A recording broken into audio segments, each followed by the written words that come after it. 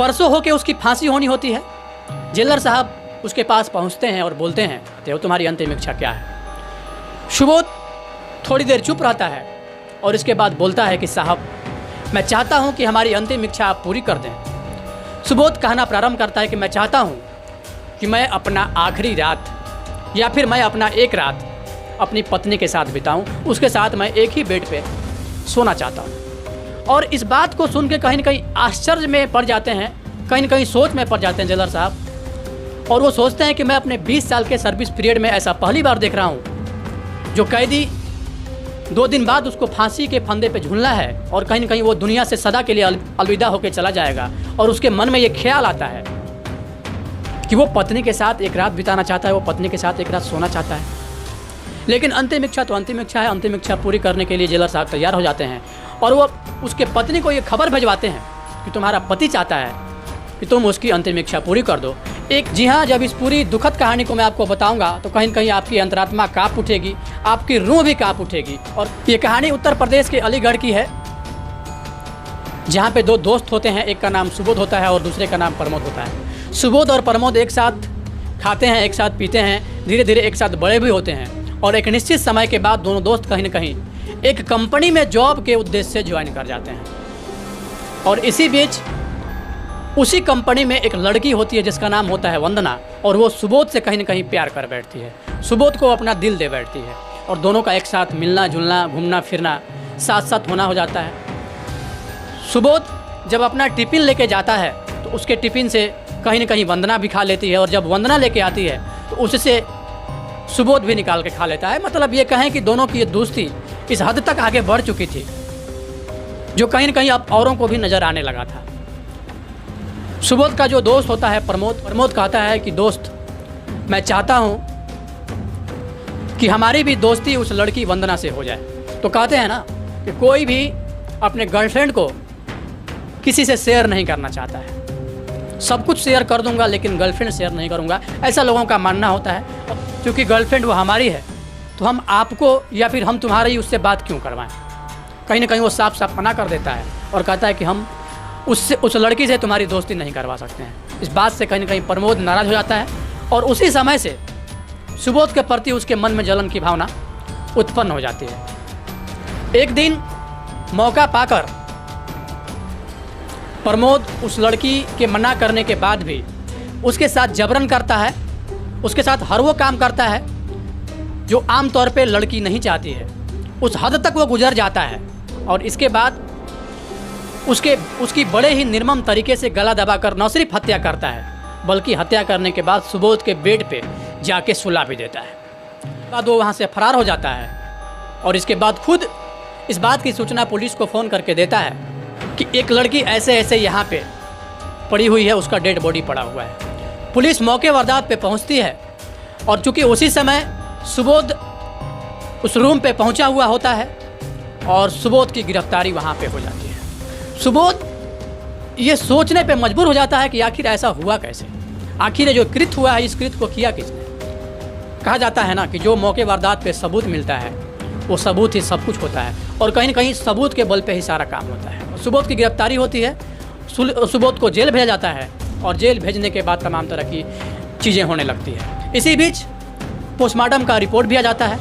लड़की के पोस्टमार्टम का जब रिपोर्ट आता है उस रिपोर्ट में साफ साफ इस बात की पुष्टि होती है कि कहीं न कहीं इस लड़के के साथ पहले दुष्कर्म किया गया है और दुष्कर्म करने के बाद बड़े ही निर्मम तरीके से इसके गले दबाकर हत्या की गई है। जैसे ही इस बात की पुष्टि होती है कि लड़की के साथ ऐसा कृत्य किया गया है, सब इस बात को लेके इस लड़के को फांसी हो इसका डिमांड करने लगते हैं। जगह जगह कैंडल मार्च प्रारंभ हो जाता है। जितने भी राजनीतिक संगठन है, सामाजिक संगठन है, सब इस बात के लिए अपनी आवाज़ उठाते हैं कि जल्द से जल्द इस लड़के को फांसी के फंदे पर पहुँचाया जाए। और होता भी वही है। समय आने पे कहीं न कहीं साक्ष्य और सबूत के बेस पे सुबोध को फांसी की सज़ा जज साहब सुना देते हैं। आज एक बार फिर से एक निर्दोष को दोषी बनाया जाता है, वो भी दोष इतना कि कहीं न कहीं फांसी के फंदे तक ही उसको पहुंचा दिया जाता है।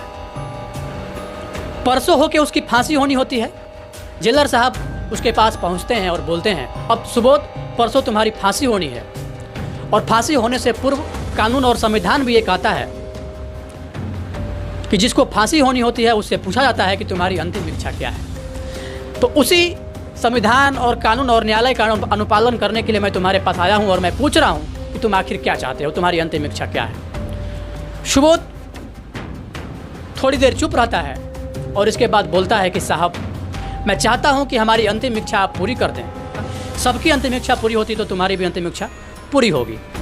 सुबोध कहना प्रारंभ करता है कि मैं चाहता हूँ कि मैं अपना आखिरी रात या फिर मैं अपना एक रात अपनी पत्नी के साथ बिताऊं, उसके साथ मैं एक ही बेड पे सोना चाहता हूं।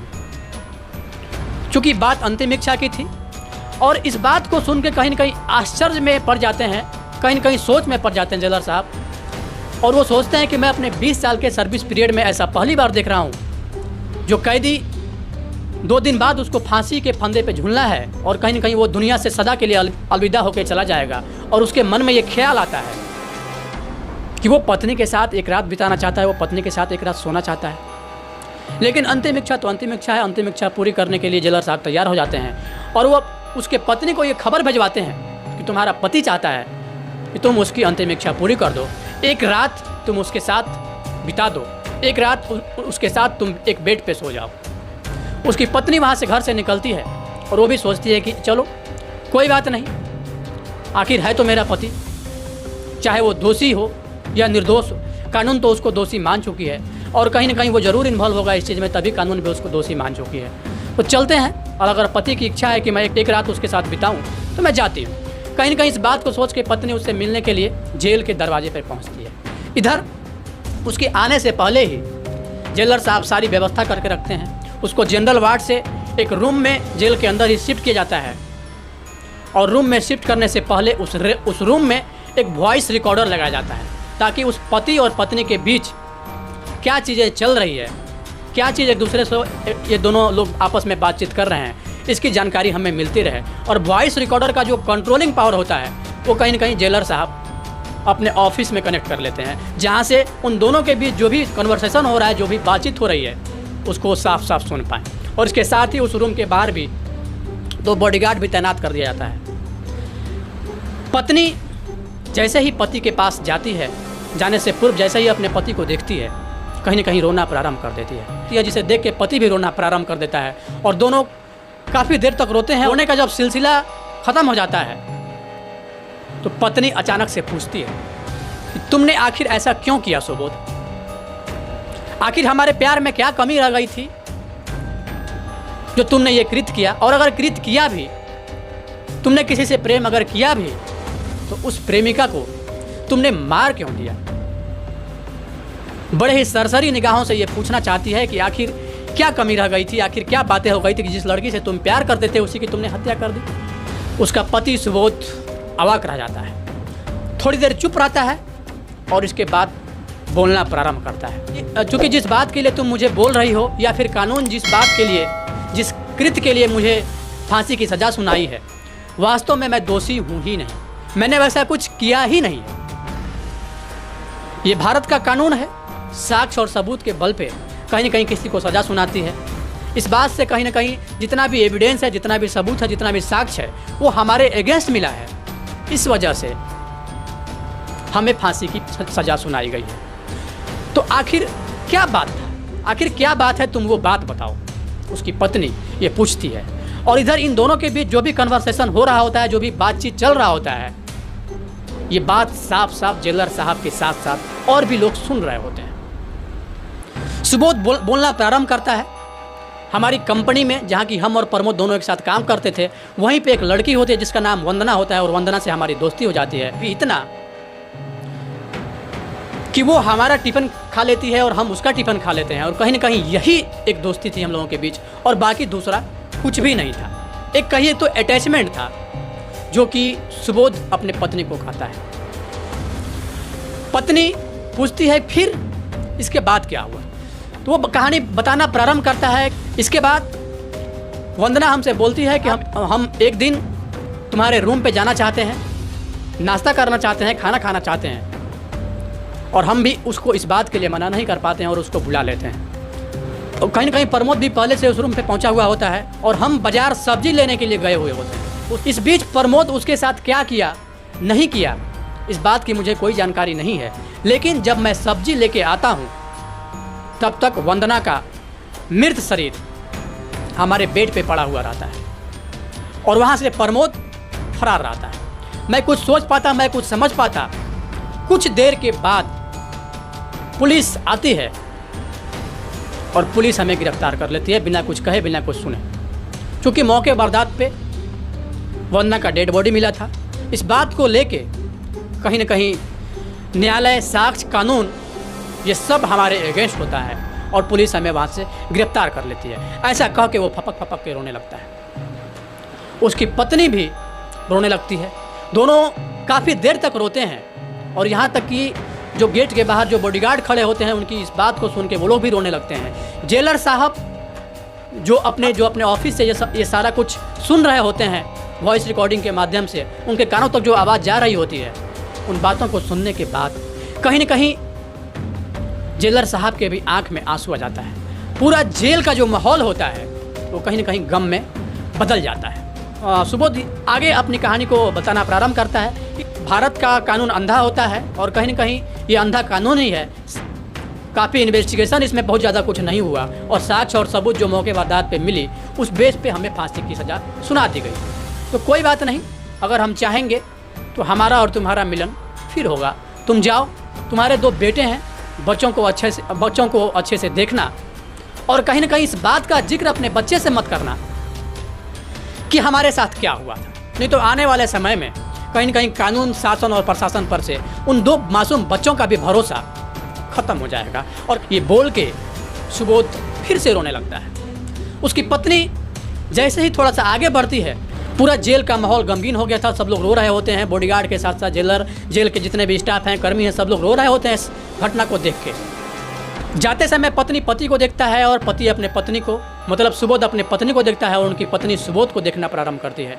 दोनों एक दूसरे को मुड़ मुड़ के देखते हैं और जब अपने पति को रोता हुआ देखती है तो वो फिर से उसकी पत्नी वहाँ पे पहुँच जाती है और न सिर्फ पहुँचती है बल्कि उसके पैरों पे गिर पड़ती है और कहती है, पतिदेव आज मेरा और आपका ये आखिरी मिलन है। मैं चाहती हूँ कि 1 से 2 मिनट मैं और आपके पास रह जाऊँ।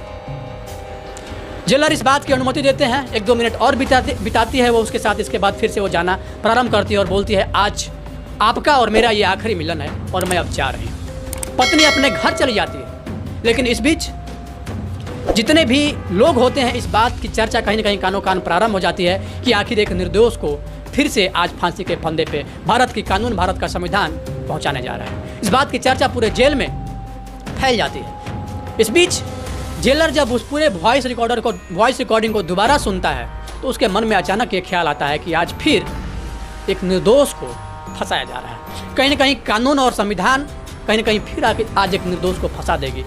परसों हो के सुबोध को फांसी हो जाएगा। तो मुझे कुछ करना चाहिए।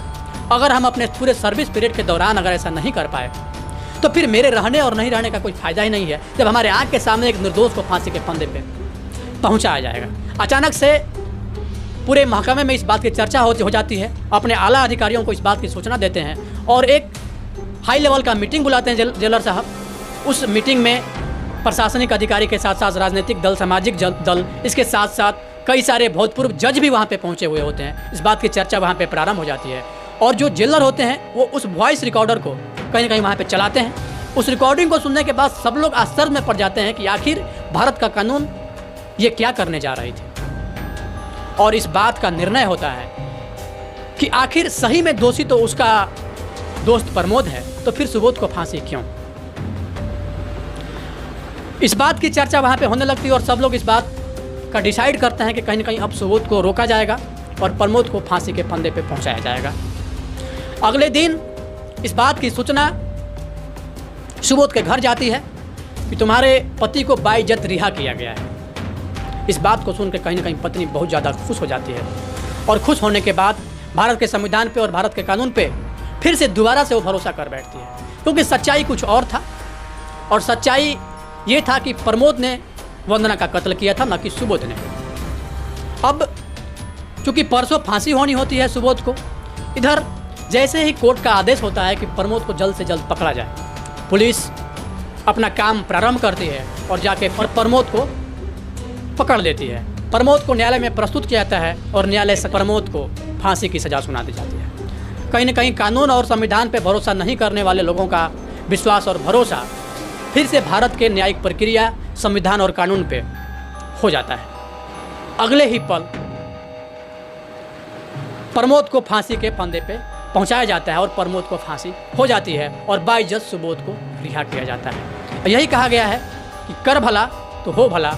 अगर आप भला करेंगे तो आपके साथ भला ही होगा, अगर आप बुरा करेंगे तो आपके साथ बुरा ही होगा। बाकी इस पूरी कहानी को लेकर आप लोगों की क्या राय है, आप लोगों का क्या विचार है, कमेंट सेक्शन में अपनी राय, अपनी प्रतिक्रिया जरूर दें और ज़रूर बताएं कि क्या ऐसा भी होता है।